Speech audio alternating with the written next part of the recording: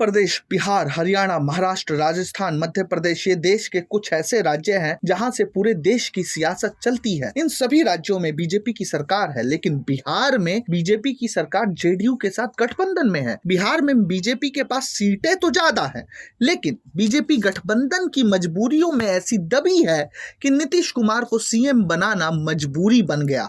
हालांकि बीजेपी की ओर से फिलहाल नीतीश कुमार को लेकर ऐसे कोई संकेत नहीं मिले हैं। बिहार में इस साल नवंबर में विधानसभा चुनाव होने वाले हैं। ऐसे में सियासी गलियारों में चर्चा है कि बीजेपी इस बार ज्यादा सीट जीतने पर नीतीश कुमार को मुख्यमंत्री नहीं बनाएगी।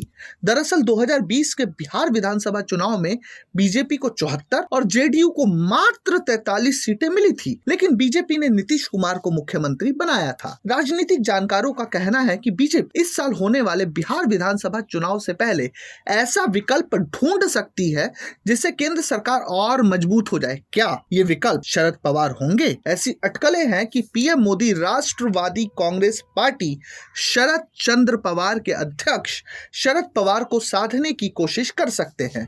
ऐसी स्थिति में केंद्र सरकार की नीतीश कुमार और चंद्रबाबू नायडू पर निर्भरता कम हो जाएगी। क्यों? शरद पवार की अगुवाई वाली एनसीपी के पास 8 सांसद है। लोकसभा चुनाव में अजीत पवार की पार्टी सिर्फ 1 सीट जीत पाई थी, जबकि शरद पवार को 10 सीटों पर लड़ने के बाद 8 पर जीत मिली। अजीत पवार की मां आशा ताई पवार ने पिछले दिनों साफ कहा था कि वह चाहती है कि पवार परिवार एक हो जाए। राजनीतिक हलकों में चर्चा है कि एनसीपी के दोनों धड़ों के साथ आने की कवायद पर्दे के पीछे जारी है।